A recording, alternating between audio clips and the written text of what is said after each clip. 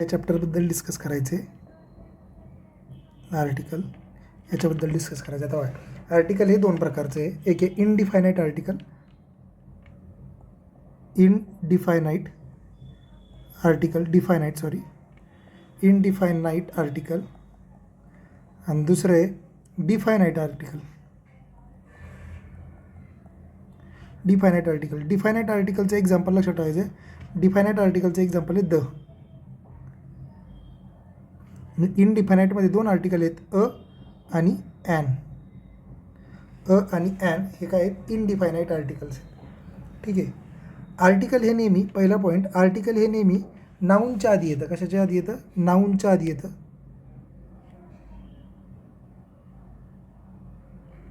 नाऊनच्या आधी येतं.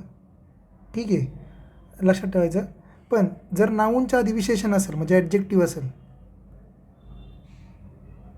Adjective noun अशी रचना असेल, तर आर्टिकल कुठे येणार? इथं येणार आहे.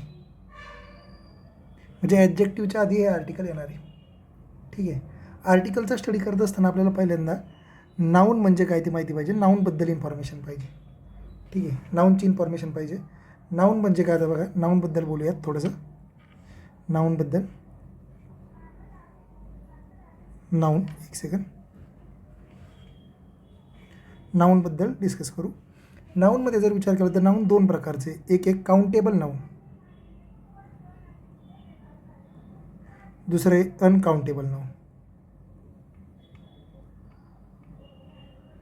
काउंटेबल नाऊन, अनकाउंटेबल नाऊन हे दोन प्रकार आहेत नावांचे. काउंटेबल नाऊनचे परत दोन टाईप्स पडतात. एक आहे कॉमन नाऊन. काउंटेबल म्हणजे काय? जे आपण 1, 2, 3 टाईपमध्ये असं कनेक्ट करू शकतो. 1, 2, 3. फॉर एक्झाम्पल कुत्रे किंवा डॉग्स, 1 डॉग्स, 2 डॉग्स, 3 डॉग्स, असं त्याला काउंट करू शकतो. त्याला म्हणतो काउंटेबल नाऊन. आणि याच्यामध्ये दुसरा टाईप येतो collective noun. Collective noun, for example team. क्रिकेटच्या मॅचेस भरवलेले आहेत. टीम, किती टीमा आल्या? 10 टीमा आल्या, 20 टीमा आल्या. ते येतं कलेक्टिव्ह नाऊन. त्यात ग्रुप असतो. त्यात काय असतो? ग्रुप. मग याच्यामध्ये 1-2 एक्झाम्पल लक्षात ठेवायचे. त्याच्यामध्ये एक्झाम्पल काय लावू शकतो? क्लास. ठीक आहे, त्याच्यामध्ये एक्झाम्पल लक्षात ठेवू, क्लास. ठीक आहे.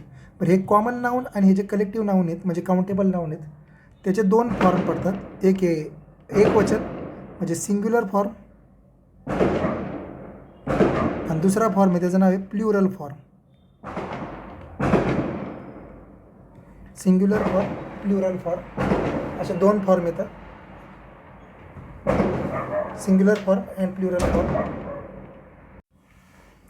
हां, काय म्हटलं आपण? जे काउंटेबल नाऊन आहे, या काउंटेबल नाऊनला काय म्हटलं? कॉमन नाऊन, कलेक्टिव्ह नाऊन असे दोन टाईप पडतात. कलेक्टिव्ह नाऊनमध्ये पण काय म्हटलं आपण? कलेक्टिव्ह नाऊन आणि कॉमन नाऊनचे दोन फॉर्म म्हटलं आपण, सिंग्युलर आणि प्ल्युरल. आर्टिकलचा विचार जर केला, आर्टिकल हे फक्त सिंग्युलर, कलेक्टिव्ह आणि कॉमन नाऊनसोबतच यूज करतात. आर्टिकल याच्यासोबत यूज करतात. ठीक आहे. आणि प्ल्युरल फॉर्मसोबत आर्टिकल यूज करत नाही. Article not used with plural form. Not used with plural form. For example आपण असं म्हणू, for example dog, countable noun आहे. ह्या डॉगच्या आधी आर्टिकल वापरलंच पाहिजे. ठीक आहे. पण जर मी असं म्हटलं डॉग्स, डॉग्स हा कोण झाला? प्ल्युरल फॉर्म झाला. या प्ल्युरल फॉर्मच्या आधी आर्टिकल येणार नाही. ह्या प्ल्युरल फॉर्मच्या आधी आर्टिकल येणार नाही आहेत. ठीक आहे. नेक्स्ट आहे काउंटेबल झालं. काउंटेबल नाऊनचं एवढं लक्षात ठेवायचं. नंतर आहे अनकाउंटेबल नाऊन. अनकाउंटेबल नाऊन, ह्या अनकाउंटेबल नाऊनमध्ये लक्षात ठेवायचं, याचे पण दोन टाईप्स पडतात अनकाउंटेबल नाऊनचे. एक येतं मटेरियल नाऊन,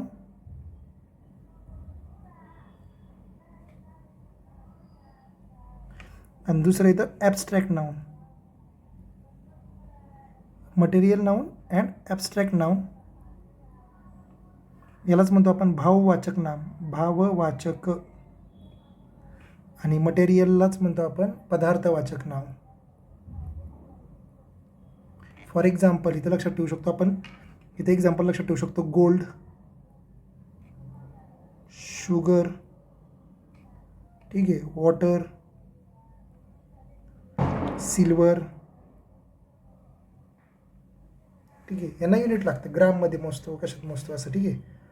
याच्यामध्ये गुणाचा विचार केला जातो. गुण असतो, भाव असतो, भाव गुण याचा वर्णन केलेलं असते. ठीक आहे, वर्णन असते, स्थिती पण असते. दुःख वाटते ही स्थिती झाली. हे जे अनकाउंटेबल नाऊन आहेत, ह्या अनकाउंटेबल नाऊनसोबत आर्टिकल वापरत नाहीत. महत्त्वाचा पॉईंट, याच्यासोबत आर्टिकलचा यूज केला जात नाही. आर्टिकल नॉट यूज्ड विथ दिस. ठीक आहे, हे झालं नाऊनच्याबद्दल इन्फॉर्मेशन. मग नाऊनमध्ये जर बघितलं तर आर्टिकल फक्त कशाबद्दल वापरतो? सिंग्युलर काउंटेबल नाऊनसोबत. महत्त्वाचा पॉईंट, सिंग्युलर काउंटेबल नाऊनसोबत आर्टिकल वापरतात. पहिला पॉईंट हा इम्पॉर्टंट आहे. सिंग्युलर काउंटेबल नाऊनसोबत आर्टिकल वापरतात. आर्टिकलचा वापर होतो किंवा वापरतात, बाकी कशाबरोबर होत नाही. मग आता जे आर्टिकल दोन महत्त्वाचे आहेत, इनडिफायनाईट आर्टिकल, त्याच्यामध्ये कोणी अ आणि ॲन आहे. जर नाऊनचा उच्चार जर स्वरासारखा झाला, कोणासारखा झाला? स्वरासारखा. कशासारखा झाला? स्वरासारखा. मग स्वर तर माहिती आहेत, अ आ इ ई ते औपर्यंत. ठीक आहे, स्वरासारखा जर उच्चार झाला, स्वरासारखा, तर त्याच्या आधी आपण ॲन आर्टिकल यूज करणार. कोणतं आर्टिकल यूज करणार? ॲन आर्टिकल यूज करणार. फॉर एक्झाम्पल, आवर शब्द आहे समजा, आवर म्हणजे तास, याच्या आधी असारखा उच्चार म्हणून झाला ॲन आवर. दुसरं म्हणून आपण एलिफंट, ए पासून सुरुवात आहे, ए कोणी स्वर आहे म्हणून ॲन एलिफंट असं म्हणू शकतो. ठीक आहे, नेक्स्ट पॉईंट आहे, एक सेकंड.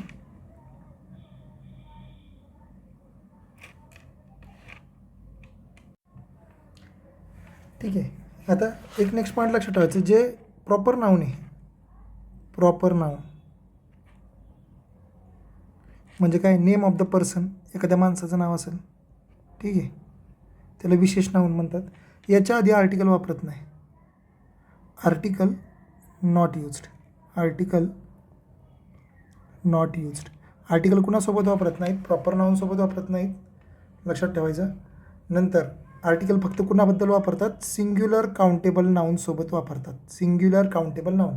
काउंटेबल नाऊनचे दोन टाईप्स आहेत, कॉमन नाऊन आणि कलेक्टिव्ह नाऊन. ठीक आहे, कॉमन नाऊनमध्ये पण काय म्हणू शकतो आपण? कॉमन नाऊनचे एक्झाम्पल लक्षात ठेवू शकतो. कॉमन नाऊनमध्ये बॉईज आहे,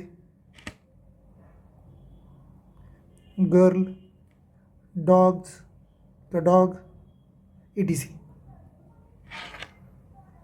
ठीक आहे, हे झालं इथपर्यंत. नेक्स्ट पॉईंट आहे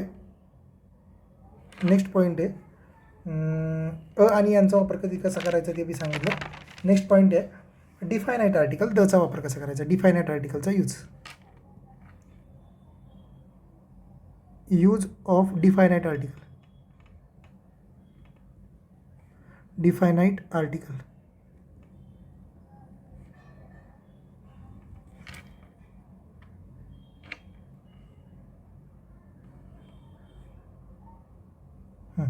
यूज ऑफ डिफायनाईट आर्टिकल तो कोण आहे? द. आता ह्या दचा जर विचार केला तर ह्या दचा वापर ज्या गोष्टी फिक्स आहेत, ज्या गोष्टी काय आहेत म्हणलं? फिक्स आहेत, ज्याच्याबद्दल आपल्याला फिक्स माहिती आहे, फिक्स माहिती असणारी त्या नाऊनबद्दल फिक्स माहिती पाहिजे. फक्त आपल्याला नाऊनबद्दल फिक्स माहिती असेल तर आपण त्याच्याबद्दल द वापरतो. काय वापरतो? फिक्स माहिती असेल तर द वापर करतो त्याचा. ठीक आहे, नंतर हे द जे द आहे ते द अजून कधी वापरतात? सुपरलॅटिव्ह डिग्रीच्या आधी. The great, the greatest, the best याच्या आधी. ठीक आहे, कंपॅरेटिव्ह डिग्रीसाठी याचा वापर केला जात नाही. महत्त्वाचं, सीडीसाठी याला वापरत नाहीत. सीडीसाठी याचा वापर होत नाही, कुणाचा? दचा. ठीक आहे,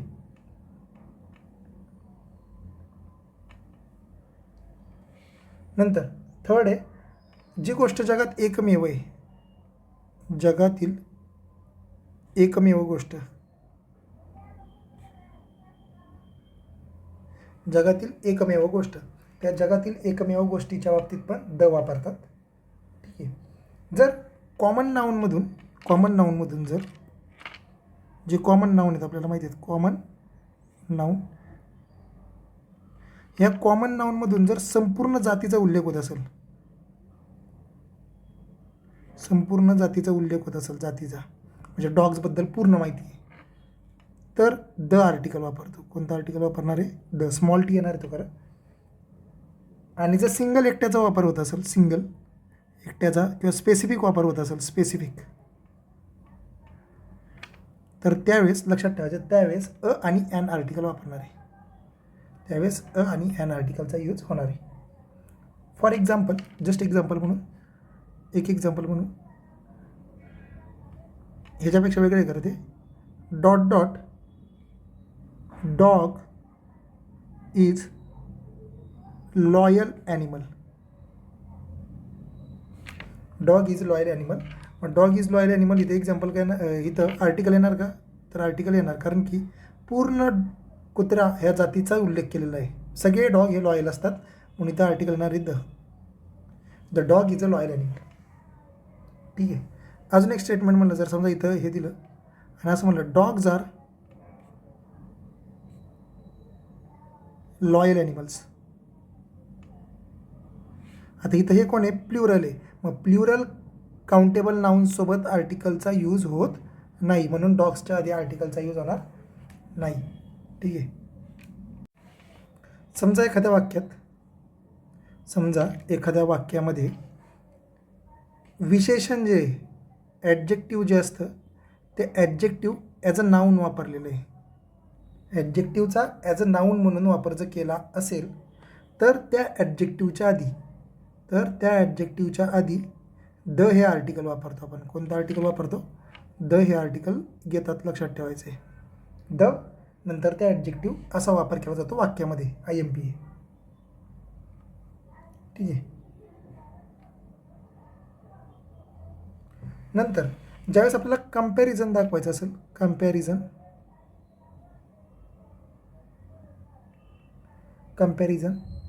आणि ज्यावेळेस कंपॅरिझनचे आपण जर काय म्हणतो आपण, जर कंपॅरिझनमध्ये ॲडजेक्टिव्ह प्रपोर्शनमध्ये दिले असतील, ॲडजेक्टिव्ह प्रपोर्शनमध्ये दिले असतील,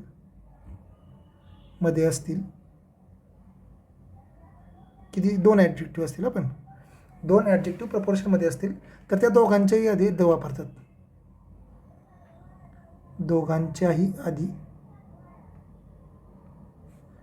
दचा वापर होतो. कुणाच्या आधी? दोघांच्या आधी दचा वापर होणार आहे. मग एक्झाम्पल लक्षात ठेवा, इथे एक्झाम्पल लक्षात ठेवायचं आहे. एक सेकंड.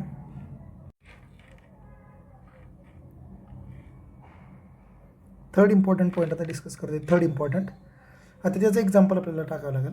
दोघांच्या आधी दचा वापर होतो. इथं कंपॅरिझनमध्ये एक्झाम्पल लक्षात ठेवूया. एक एक्झाम्पल आहे जे पेपरला विचारलं जाऊ शकतं.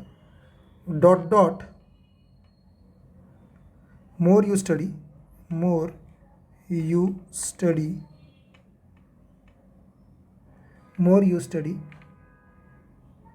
येस या इथं मोर यू स्टडी काय झालं इथं? ठीक आहे. मोर you study dot dot more you score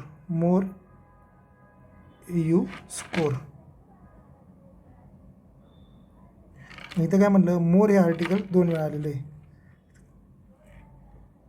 एक सेकंड, इथे गोळ जरा थोडासा.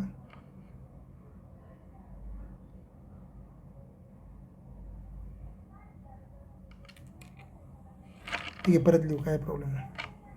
काय म्हणलं? मोर you study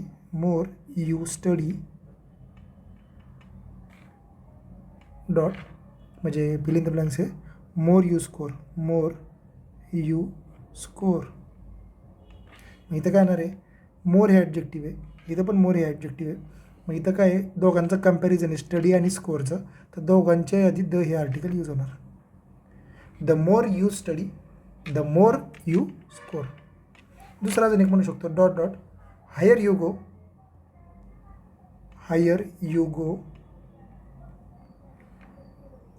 dot dot cooler you feel.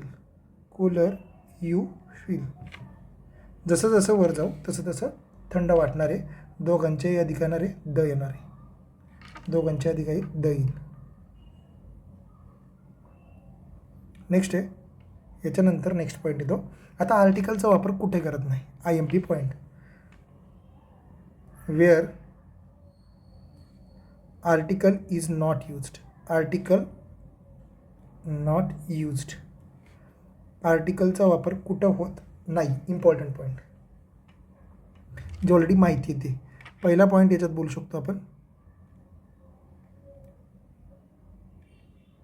पहिला पॉईंट याच्यामध्ये बोलू शकतो. पहिला पॉईंट, अनकाउंटेबल नाऊनच्या आधी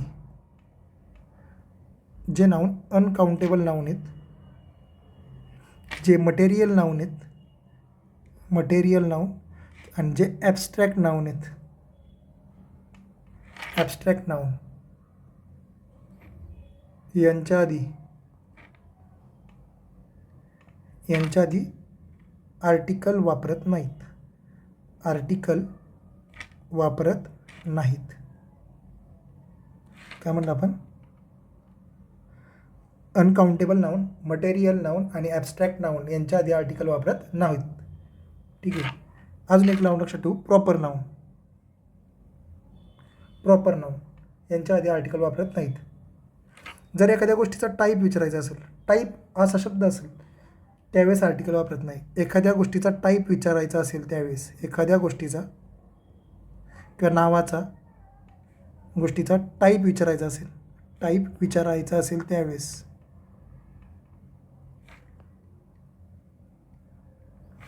त्यावेळेस आर्टिकल वापरत नाहीत. जेवण जे जेवण, फूड, आपण काय खातो ते किंवा काय खाल्लं ते, किंवा बेड म्हणजे झोपायच्या आधी, नंतर मील म्हणजे आपण जे खातो ते, लंच, डिनर वगैरे ते, नंतर डिसीज, रोगांची नावं, यांच्या नावाच्या आधी आर्टिकल वापरत नाहीत. आर्टिकल वापरत नाही. ठीक आहे. नंतर फोर्थ, देशाचं नाव, शहराचं नाव, देश, शहर, गाव, रंग, ऋतू, वार, महिना. ठीक आहे. खेळांची नावं, खेळ, या सगळ्यांच्या आधी आर्टिकल वापरत नाहीत. एक्सेप्शन आहेत इथं, एक्सेप्शन करून नंतर वापरत नाहीत. यांच्या आधी आर्टिकल वापरत नाही. नेक्स्ट पॉईंट आहे, इथे एक्सेप्शन्स काय आहेत? फॉर एक्झाम्पल एक्सेप्शन्स बघू. देशाच्या नावांसाठी एक्सेप्शन आहे USA, UK, कारण की कलेक्टिव्ह नाव नाही त्या. USA म्हणजे काय? United states. ठीक आहे, राज्यांचा समूह. नंतर USSR, जगात एकमेव आहे म्हणून 10 आर्टिकल वापरणारी. UAE, ठीक आहे. वेस्ट इंडीज बेटांचा समूह आहे. ठीक आहे. काही असे स्थळ आहेत, फॉर एक्झाम्पल द हेग नावाचं जे ठिकाण आहे, HAGUE, Hague. The forbidden city, the Vatican city, ते वापरतात. ठीक आहे. नंतर फिफ्थ आहे, पर्वताचं जर नाव असेल, माउंट एव्हरेस्ट वगैरे, तर पर्वताच्या नावाच्या आधी वापरत नाही. पर्वताच्या नावाच्या आधी आर्टिकल वापरत नाहीत. पण पर्वतरांग असेल, पर्वतरांगेचं नाव असेल, for example Himalaya, for example Alps पर्वत, ठीक आहे, फॉर एक्झाम्पल सातपुरा पर्वत, यांच्या आधी आर्टिकल वापरतात. रांगेच्या आधी, पर्वत रांगेच्या आधी आर्टिकल वापरतात, पर्वताच्या नावाच्या आधी वापरत नाहीत. म्हणजेच पर्वताचं नाव म्हणजे काय? शिखरांची नावं जे आहेत, म्हणजे शिखरांचं नाव, पीकचं नाव, शिखरांच्या नावाच्या आधी वापरत, म्हणजे कळसुबाई म्हणलं त्याच्या आधी वापरणार नाही. सातपुडा कळसुबाई म्हणलं, अस्तंबा म्हणलं त्याच्या आधी वापरता येणार नाही. अजून एक 6वा पॉईंट, भाषेचं नाव जर असेल, भाषेचं नाव, मराठी, इंग्लिश वगैरे, भाषेचं नाव, त्याच्या आधी आर्टिकल वापरत नाहीत. पण भाषेच्या वरनं जर समुदायाचं नाव असेल, समुदाय, वंशाचं नाव, म्हणजे द मराठी म्हणू शकत नाही, द मराठा म्हणू शकतो, ते द मराठी पीपल म्हणू शकतो. ठीक आहे. जर समुदाय किंवा वंशाचा उल्लेख असेल तर द आर्टिकल वापरतात. द आर्टिकलचा वापर होऊ शकतो. ठीक आहे. आता काही शब्द असे आहेत जे पाठ करायच्यात, लक्षात ठेवायच्यात. ते शब्द कोणते आहेत ज्याच्यावरती खूप प्रश्न आहेत. जर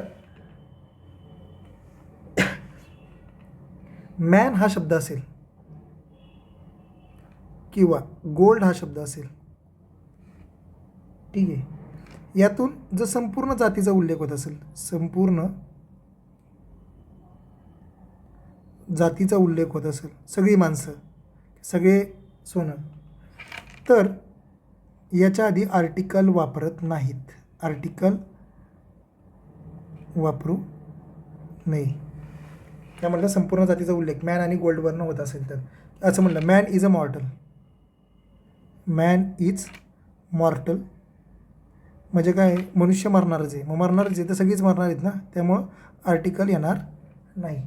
नंतर अजून म्हणलं, gold is a precious metal. Gold is इथं डॉट डॉट प्रिशियस मेटल. आधी लक्षात ठेवायचं, गोल्ड सगळेच सोनं काय आहे, सोनं काय आहे, महाग आहे, प्रिशियस आहे, त्यामुळे गोल्डच्या आधी आर्टिकल येणार नाही. पण इथं येणार, कारण की मेटलबद्दल बोलते ते. ठीक आहे, मेटलबद्दल बोलते म्हणून प्रिशियस अप्रिशियस मेटल म्हणणार. ठीक आहे. आता काही ट्रिक्स आहेत ज्याच्यामध्ये आपण फ्रेजेस पाठ करायच्यात. फ्रेजेस पाठ पाहिजेत सगळ्या. जे ॲबस्ट्रॅक्ट नाऊन आहेत, फॉर एक्झाम्पल मजा केली. मजा काय दिसते का? नाही. जे दिसतं ते साधं, पण जे दिसत नाही ना ते ॲबस्ट्रॅक्ट असतं. भावना आहेत त्याच्यामध्ये. मजा केली, दुःख वाटलं, दुःखात होतो, दिसणार नाही, त्याच्याबद्दल आर्टिकल वापरणार नाही आहे. नंतर एक महत्त्वाचं पॉईंट, बोथ. जर वाक्यात जर बोथ आलं, वाक्यात जर बोथ आलं, बोथ आणि ऑल आलं, तर याच्या आधी आर्टिकल वापरू नये. याच्या आधी आर्टिकल वापरू नये. आधी आर्टिकल वापरू नये. परंतु याच्यानंतर वापरू शकतो. याच्यानंतर आपण याच्यानंतर वापरू शकतो. याच्यानंतर आर्टिकल वापरू शकतो. वापरू शकतो. For example, both the both आणि बोथ द, याच्यामध्ये पहिलं चुकीचं आहे, हे बरोबर येतं आहे. कारण की म्हणलं, बोथच्या आधी आर्टिकल वापरत नाहीत, बोथ नंतर आर्टिकल वापरू शकतो. लक्षात ठेवायचं, पेपरला येऊ शकतं. ॲबस्ट्रॅक्ट नाऊनचं पण लक्षात ठेवायचं आहे. आणि लास्ट पॉईंट आहे ट्रिक. ट्रिक कशी आहे आता बघा, ट्रिकमध्ये पाहून घ्यायचे. ट्रिक पाहतो आता. ट्रिक लास्ट पॉईंट, ट्रिकबद्दल माहिती पाहिजे. ट्रिकमध्ये काय म्हणलेलं बघा, जर एखाद्या नाऊनच्या सोबत, ठीक आहे, जर एखाद्या नाऊनच्या सोबत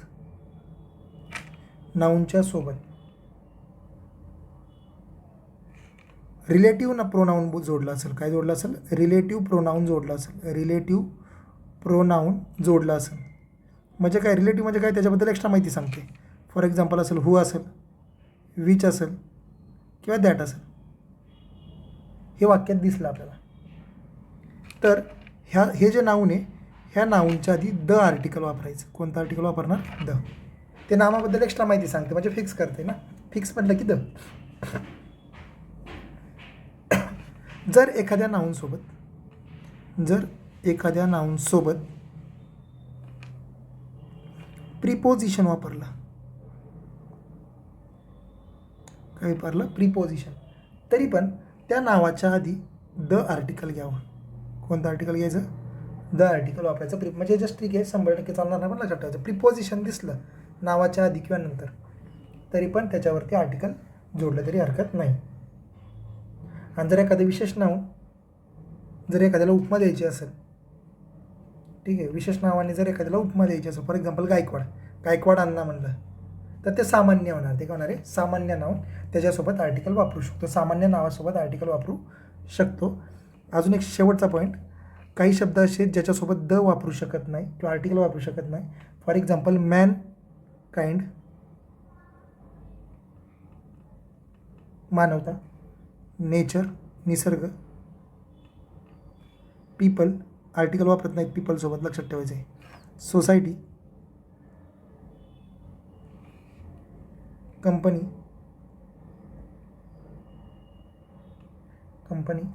या शब्दांच्या आधी द वापरत नाहीत, द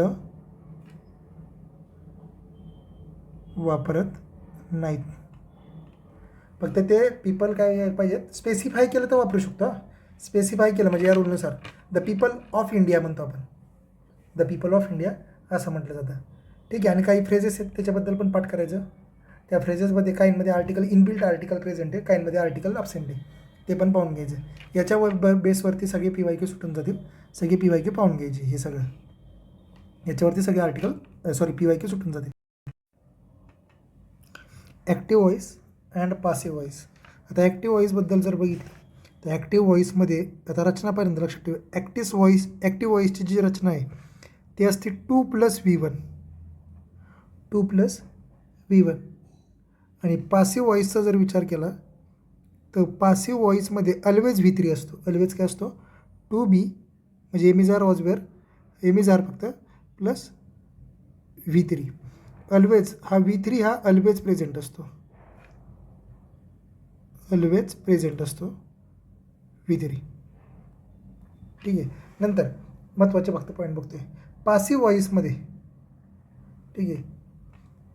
पासिव्ह व्हॉईसमध्ये जर विचार केला तर पासिव्ह व्हॉईसमध्ये जे am is are was were आहे, am is are was were यांच्या पुढं V3 येतं. यांच्या पुढं काय येतं, V3.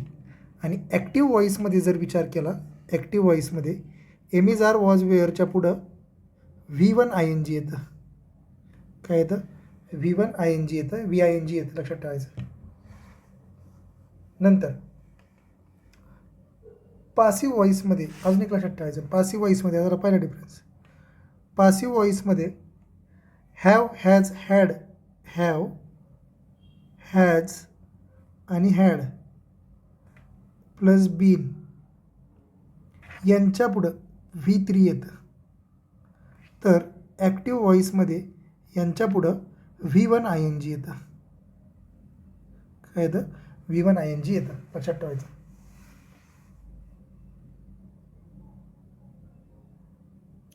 इथं बीनच्या जागी फक्त बिईंग V3 येत असतं, लक्षात ठेवायचं. फक्त महत्त्वाचं जे V1 ING असेल, ठीक आहे, V1 ING किंवा हा ठीक आहे बरोबर आहे. ज्यावेळेस ह्या बीनच्या जागी फक्त लक्षात ठेवायचं बिईंग येतं, बिईंग. बीनच्या जागी काय येतं, बिईंग पण येतं. मग ज्यावेळेस V1 ING असेल ज्या वाक्यात, ज्या ॲक्टिव्ह व्हॉईसमध्ये V1 ING आहे त्याचं पासिव्ह व्हॉईस करत असताना आपण करतो V1 INGचं म्हणतो आहे बिईंग V3. काय करतो, being V3, V1 ING converted to the being V3. ठीक आहे. आता टेन्स आणि ॲक्टिव्ह व्हॉईस पासिव्ह व्हॉईस बघू. टेन्स आणि ॲक्टिव्ह व्हॉईस पासिव्ह व्हॉईस काही टेन्सेस आहेत. ठीक आहे. जर प्रेझेंट टेन्सचा विचार केला, कोणत्या टेन्सचा, प्रेझेंट टेन्स. प्रेझेंट टेन्समध्ये कोण आहे, सिम्पल प्रेझेंट टेन्स, SPD. त्याच्यामध्ये काय असतं, V1 असतो, V1 त्याला यस किंवा यस जोडलेला असतो. दुसरे फक्त आपण वर्बबद्दल बोलतो. नंतर कंटिन्युअस टेन्स आहे, कंटिन्युअस प्रेझेंट टेन्स. ठीक आहे. याच्याबरोबर काय असतं म्हणलं, एम इज आर VING. तिसरा जो आहे perfect continuous tense, perfect present tense, PPT, perfect present tense. याच्याबरोबर काय असणार आहे, हॅव, हॅज किंवा हॅज, हॅव प्लस V3. आणि शेवटचं आहे perfect continuous present tense. Present perfect continuous tense म्हटलं तरी चालते. याच्यासोबत काय म्हणलं, have, has plus been plus V1 ING plus V1 ING. हे झालं सिम्पल हे झालं प्रेझेंट टेन्स. मग या प्रेझेंट टेन्समध्ये हे जे सेंटेन्स आहेत हे सगळे ॲक्टिव्ह व्हॉईसमधले आहेत. यांचं पासिव्ह व्हॉईस करत असताना ह्या V1 SESच्या जागी, ह्या V1 SESच्या जागी एम इज आर येणार, एम इज आर V3 V3मध्ये ते कन्वर्ट होणार आहे. ठीक आहे. हा जो पार्ट आहे MR_V1 आहे ते MR आहे तसंच राहणार, हे आहे तसंच राहणार, पण ह्या V1 कन्वर्जन बिईंग V3मध्ये होणार. कशामध्ये होणार? बिईंग V3मध्ये. मग MR आहे तसंच MR plus being plus V3. इथं पण हॅव हॅज आहे तसंच, फक्त मध्ये एक शब्द लागणार आहे बीन, मध्ये फक्त काय लागणार आहे? Been. Have has been plus V3. आणि शेवटचं पण इथं पण सेम. इथं फक्त एक लक्षात ठेवायचं, हे जे सेंटेन्स आहे बिईंग V1 याचं पासिव्ह व्हॉईस करू नये. पासिव्ह व्हॉईस होत नाही, करू नये म्हणण्यापेक्षा होत नाही. ठीक आहे. हे झालं प्रेझेंट टेन्स.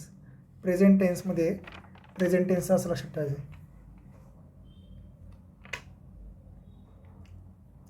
नेक्स्ट आहे, याच्यावरती खूप प्रश्न आलेले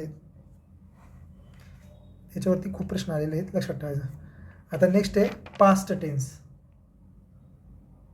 नेक्स्ट कोण आहे? Past tense. एक सेकंड. नेक्स्ट आहे पास्ट टेन्सच्या बाबतीत बोलतो. पास्ट टेन्स आपल्याला माहिती आहे. पास्ट टेन्समध्ये जर विचार केला तर पहिला आहे सिम्पल पास्ट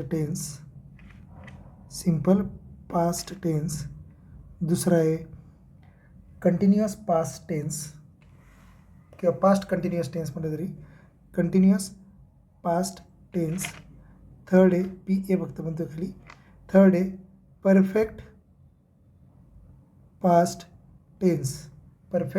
टेन्स. आता यांचं सिम्पल पास्ट टेन्समध्ये महत्त्वाचं कोण आहे? सिम्पल पास्ट टेन्समध्ये असतो V2 वरचा सेकंड फॉर्म. कंटिन्युअस पास्ट टेन्समध्ये कोण असतं? वॉज वेअर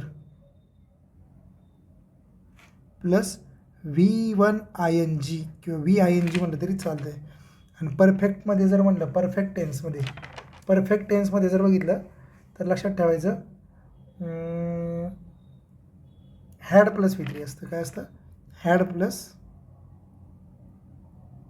V3 असतं. पण यांचा पासिव्ह व्हॉईस करत असताना V2चं काय होणार आहे? V2चं होणार was were V1 ING. Was were plus V3. V1 ING नाही, V3 होणार. ठीक आहे. याचं कंटिन्युअस पास्ट टेन्सचं काय होणार आहे? वॉज वेअर आहे तसंच, फक्त V1 INGचं कन्वर्जन वॉज वेअर आहे तसंच प्लस V1 INGचं काय होणार आहे? Being V3. त्याचं काय होणार आहे? Being V3. आणि हॅड प्लस V3चं लक्षात ठेवायचं बिनमध्ये येणार आहे. इथं फक्त मध्ये कोण येतो? बिन येतो. Had been V3. Most of the question याच्या बेसिसवरतीच असतात. लक्षात ठेवायचे. कशाचं? याच्यासाठी एक महत्त्वाचा जो MPSCला आलेला प्रश्न आहे, जो जवळजवळ 5 ते 6 वेळा रिपीट झालेला आहे. म्हणजे एक क्वेश्चन असा आहे तो, म्हणजे ॲक्टिव्ह व्हॉईसमध्ये दिलेलं आहे त्यांनी. गेव हा वर्ब दिला आहे, गेव, जो V2 फॉर्ममध्ये फक्त. हा जर V2 फॉर्ममध्ये तर याचा पासिव्ह व्हॉईस काय होणार आहे? वॉज वेअर प्लस गिवचा थर्ड फॉर्म वॉज वेअर. त्याचा थर्ड फॉर्म काय येतो? गिवन येतो.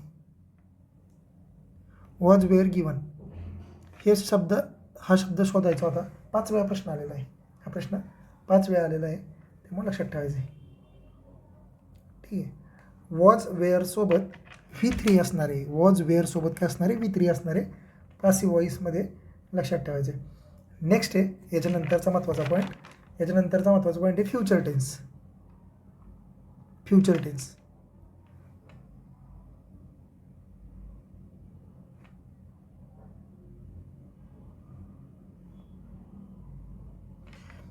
टेन्समध्ये परत सिम्पल फ्युचर टेन्स, नंतर कंटिन्युअस फ्युचर टेन्स आणि परफेक्ट फ्युचर टेन्स. अशा प्रकारे perfect future tense. Simple future टेन्समध्ये काय आहे? सिम्पल फ्युचर टेन्समध्ये म्हणजे रचना कशी असणार आहे सिम्पल फ्युचर टेन्सची? एक मिनटं. ॲक्टिव्ह व्हॉईसचा जर विचार केला तर ॲक्टिव्ह व्हॉईसमध्ये सिम्पल फ्युचर टेन्सची रचना कशी असणार आहे? Shall will plus V1. Continuous future टेन्सची कशी काय म्हणतात त्याला अरेंजमेंट कशी असणार आहे, शाल विल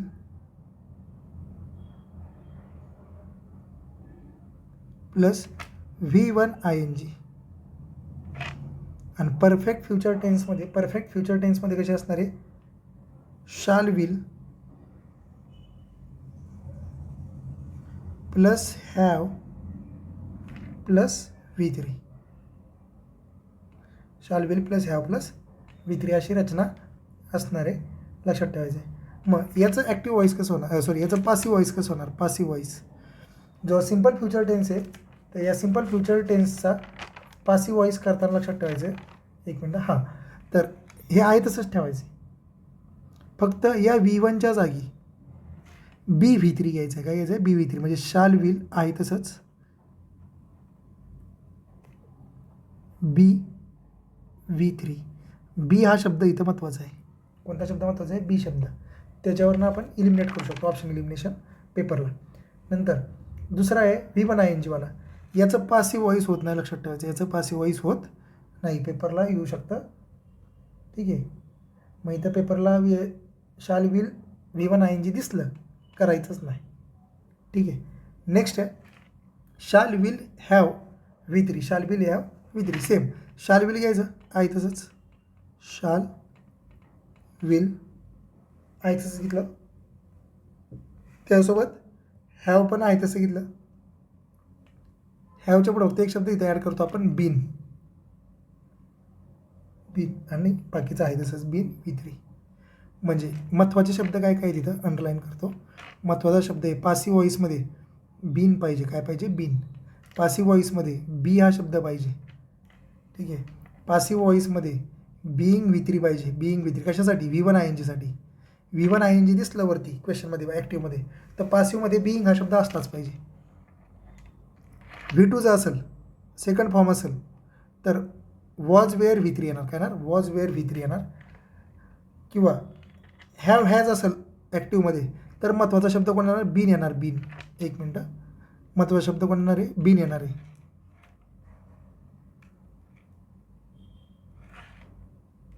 महत्त्वाचा शब्द कोण येणार आहे, बीन. नंतर जर V1 ING असेल, परत म्हणलं V1 ING, त्याच्यासाठी बीइंग V3 येतच. बीइंग V3 येणारच. नेक्स्ट लास्ट पॉईंट येतो याच्यात, ज्याच्यावरती क्वेश्चन्स कमी आहेत, पण महत्त्वाचा पॉईंट आहे. जे इम्परेटिव्ह सेंटेन्स आहेत, म्हणजे आज्ञार्थी वाक्य. इम्परेटिव्ह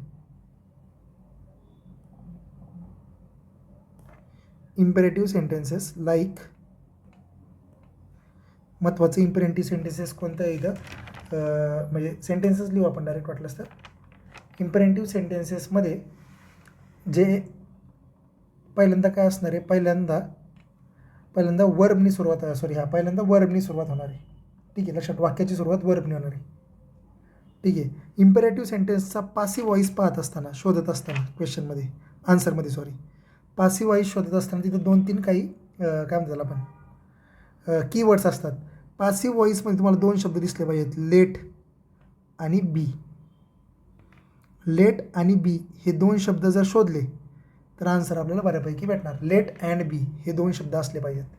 फॉर एक्झाम्पल क्वेश्चन बघा, पहिल्यांदा वर्ब असणार सुरुवात, गिव्ह द ऑर्डर्स.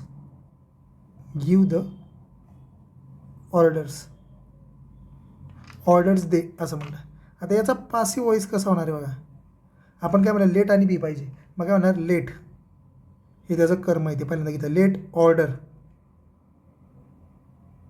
अजून काय पाहिजे इथं म्हणलं आपण, बी पाहिजे शब्द. कुठला शब्द पाहिजे, बी. आणि ह्या गिव्हचं काय होणार आहे, V3 होणार आहे. V3 काय असतं, गिवन. म्हणजे इथं एक लक्षात ठेवायचं, इम्परेटिव्ह सेंटेन्स असेल तर त्या सेंटेन्समधला जो वर्ब आहे तो शेवटी असणार आणि V3 फॉर्ममध्ये असणार आहे. कोणत्या फॉर्ममध्ये असणार आहे, V3 फॉर्ममध्ये असणार आहे. आणि जर वाक्यात जर मॉडेल ऑक्झिलरी आलं, कोणाला, मॉडेल ऑक्झिलरी, शेवटचा पॉईंट, जर वाक्यात कोणाला मॉडेल ऑक्झिलरी आलं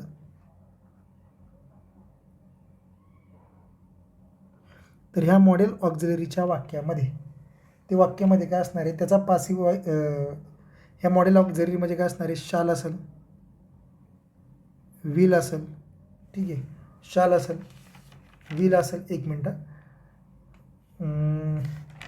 हां, शाल असेल, विल असेल, नंतर कॅन असेल, कुड असेल, असे 13 आहेत टोटल. तर याला चेंज करायचं ना, याला आहे तसंच ठेवणे,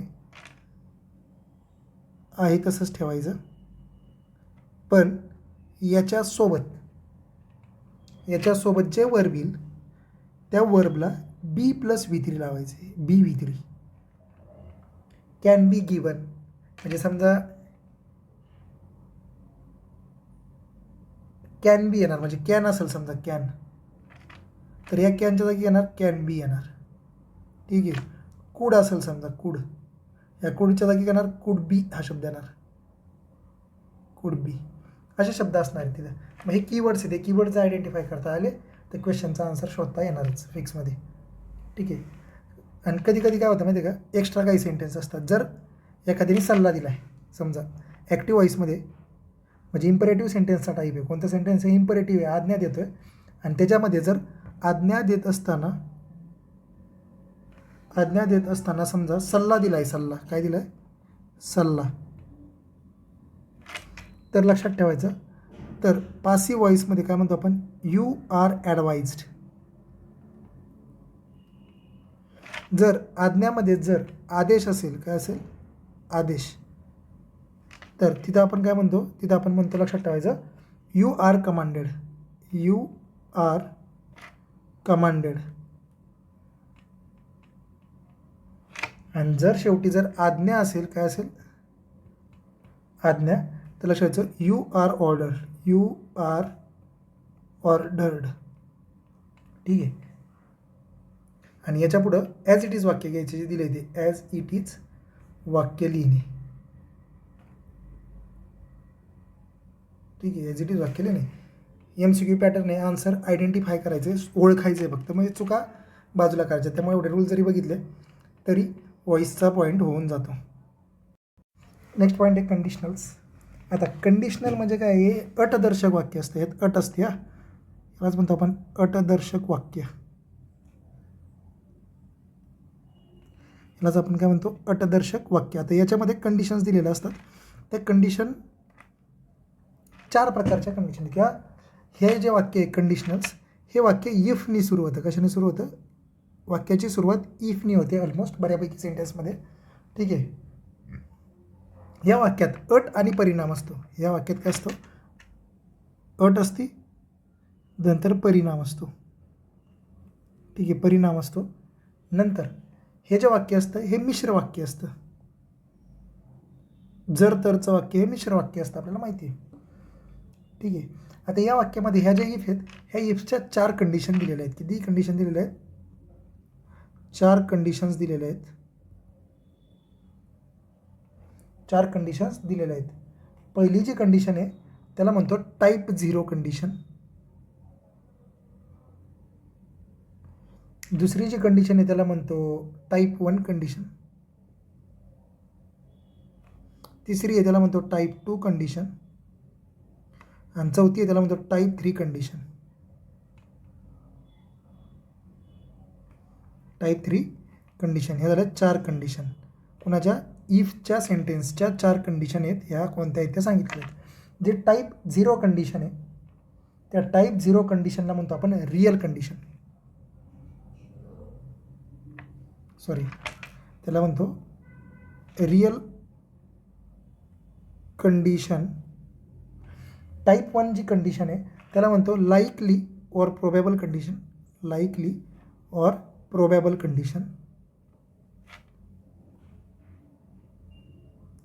नंतर टाईप 2 कंडिशन जी आहे त्याला म्हणतो इम्प्रोबॅबल,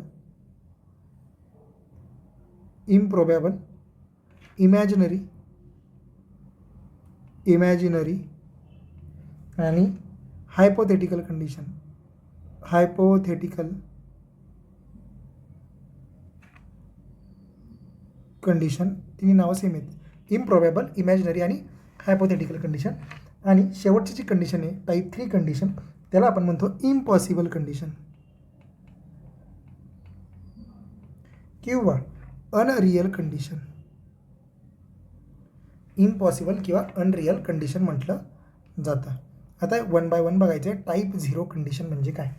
टाईप 0 कंडिशन म्हणजे अशी कंडिशन ज्याच्यामध्ये टाईप 0 म्हणतो याच्यामध्ये इफचं वाक्य असतं. या इफ्सच्या वाक्यानंतर सिम्पल प्रेझेंट टेन्स येतो. कोणता टेन्स येतो? सिम्पल प्रेझेंट टेन्स येतो. नंतर कोमा असतो आणि ज्या वाक्याचा जो परिणाम आहे तो पण सिम्पल प्रेझेंट टेन्समध्ये असतो. म्हणजे इफ नंतर सिम्पल प्रेझेंट टेन्स येणार. म्हणजेच कोण येणार? V1 येणार. इकडे पण कोण येणार? V1 येणार. V1ची वाक्य येणार. याला म्हणतो रिअल कंडिशन. सेकंड जो पार्ट आहे त्याला म्हणतो टाईप 1 कंडिशन. याच्यामध्ये इफ्सचं वाक्य असतं.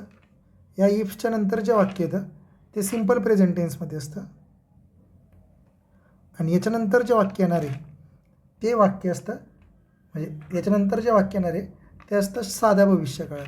म्हणजे सिम्पल फ्युचर टेन्समध्ये असतं. कशामध्ये असतं? Simple future tense. या सिम्पल फ्युचर टेन्समध्ये काय येतं? शाल येऊ शकतो, विल पण येऊ शकतो, मे पण येऊ शकतो, कॅन पण येऊ शकतो आणि सोबत काय असतं? V1 असतं.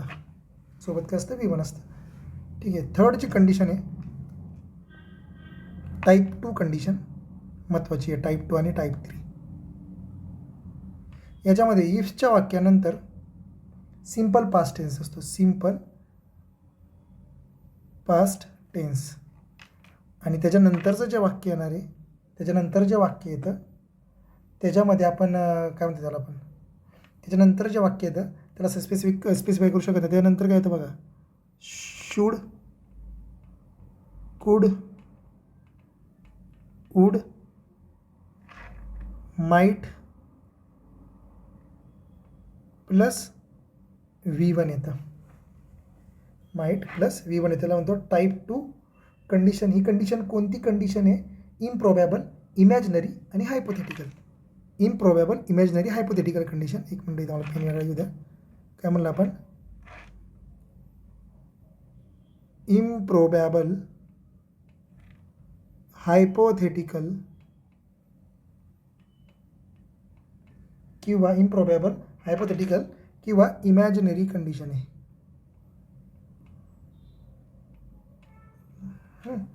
त्याची रचना अशी असते. मग हे असणार आहे ह्याच्यापैकी एकच असणार आहे, सगळं नसणार आहे. आणि शेवटचा पार्ट आहे type 3 condition. Type 3 condition. Type 3 कंडिशनलाच काय म्हणतो आपण? इम्पॉसिबल कंडिशन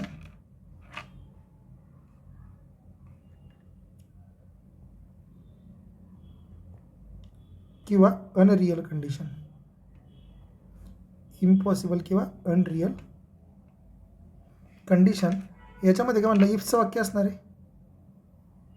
या इफच्या वाक्यानंतर मध्ये त्याच्या पुढचं जे वाक्य आहे ते पुढचं वाक्य असणार आहे पूर्ण भूतकाळाचं. म्हणजे परफेक्ट पास्ट टेन्स किंवा पास्ट परफेक्ट टेन्सचं असणार आहे. म्हणजे कोणाचं असणार आहे? हॅड प्लस V3 असणार आहे. याच्यानंतर कोण असणार आहे? हॅड प्लस V3चं वाक्य असणार आहे, इफचं वाक्य. आणि त्याच्या पुढचं वाक्य जे येणार आहे नवीन त्याच्यामध्ये लक्षात ठेवायचं हे वरचं आहे तसंच फक्त हॅव येणार आहे मध्ये. म्हणजे काय म्हणतात? Should, could, would, might plus have plus V3. Have plus V3 असं असणार आहे. हे झालं कंडिशन्स. ठीक आहे. Conditional sentences. आता इथे एक दोन फक्त पॉईंट लक्षात ठेवायचे. कंडिशनल सेंटेन्समध्ये त्यांची नावं काय आहेत? टोपण नाव जी आपण दिलेली आहेत ऑलरेडी.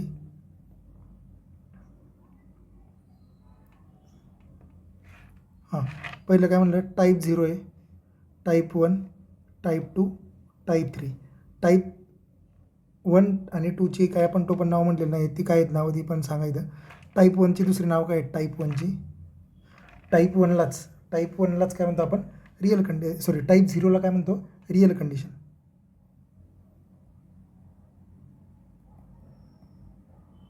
आणि टाईप 1ला काय म्हणतो? प्रोबॅबल or likely condition. प्रोबॅबल or likely condition.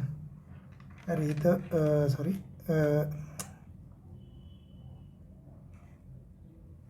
हां इथं जरा थोडंसं गोळ झाला.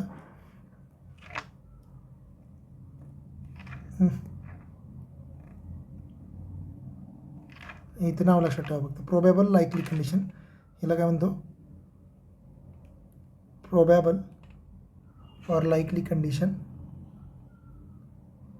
आणि ह्याला काय म्हणतो, रिअल कंडिशन. रिअल कंडिशन म्हणतात. ठीक आहे, हे झालं कंडिशनल्स. याच्यावरती मेजॉरिटी ऑफ द पार्ट जो आहे क्वेश्चन्सचा तो याच्यावरती बेस आहे. म्हणजे याच्या बाहेरचं मोस्टली काही येतच नाही थोडक्यात, असं लक्षात ठेवायचं. ठीक आहे, पहिलं काय म्हणलं, 4 कंडिशन आहेत. टाईप 0, जास्त डार्क झालं सॉरी,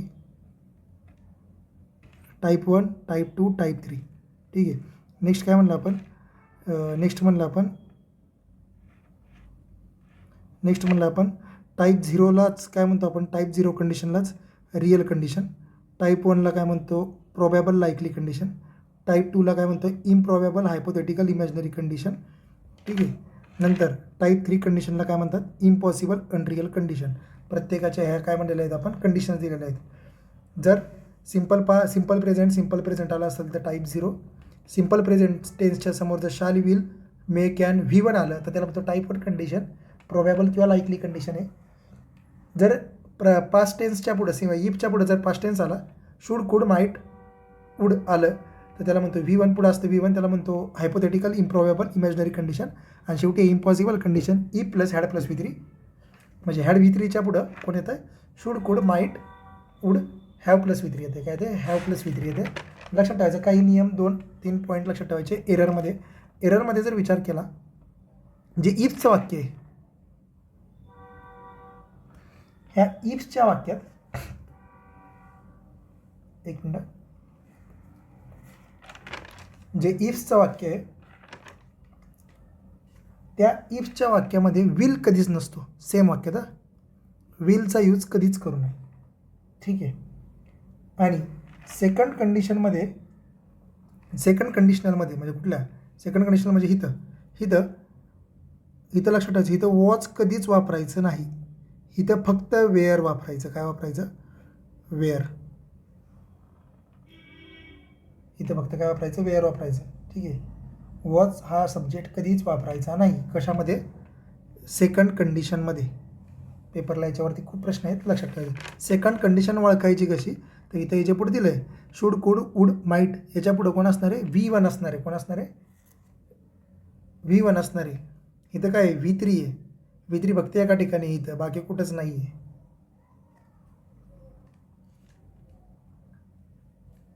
एक एक्झाम्पल म्हणून जर म्हणलं आपण, एक दोन एक्झाम्पल. क्वेश्चन बघा, क्वेश्चन, इफ आय, हे दिलं,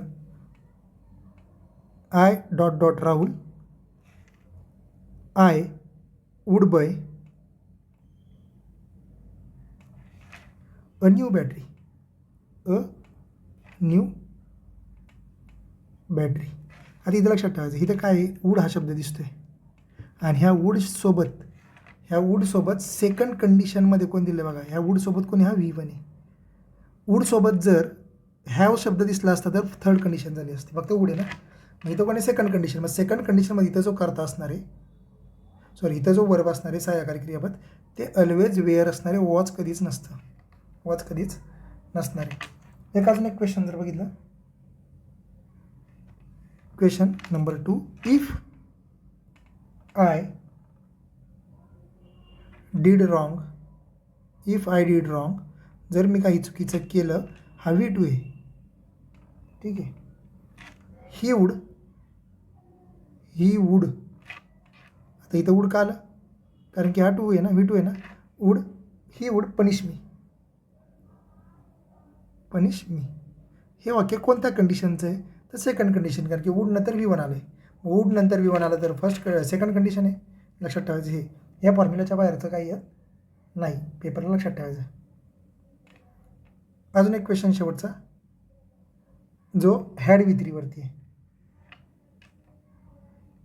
ठीक आहे, याच्यामध्ये if I had, third question, if I had known this, जर हे मला माहिती असतं.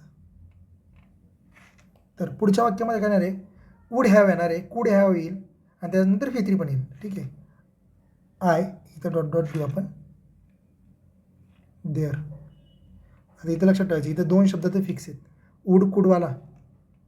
इथं म्हणणं आपण वूड म्हणू शब्द, आयसोबत वूड घेऊ आणि वूड नंतर कोणता शब्द येणार आहे महत्त्वाचा, हॅव, हा महत्त्वाचा शब्द आहे. आणि त्याच्यानंतर थर्ड रूप, मग काय पण असलं इथं थर्ड रूप काय असेल, समजा फक्त गो आहे तर गोचं काय येणार आहे, गॉन. ठीक आहे. हॅव शब्द असणारच आहे, ह्याला म्हणतात थर्ड कंडिशन शेवटचं आहे ते. मग काय म्हणणार, इफच्या वाक्यात जर पहिल्या वाक्यात जर हॅड V3 आलं तर पुढच्या वाक्यात हॅव असणारच आहे. हॅड V3 आलं तर पुढच्या वाक्यात हॅव असणारच आहे, स्टार करून हॅव असणारच आहे. जर फक्त V2 आहे, हॅड नाही आहे, तर पुढच्या वाक्यात कुड, वूड, माईट, शुड हे असणारच आहे, हॅव वगैरे काय नसणार आहे. याच्यानंतर डायरेक्ट V1 येते, डायरेक्ट काय येतं याच्यानंतर V1. V3 फक्त इथंच येते, बाकी कुठेच येत नाही थर्ड कंडिशनमध्ये. हे जरा कंडिशनल्स.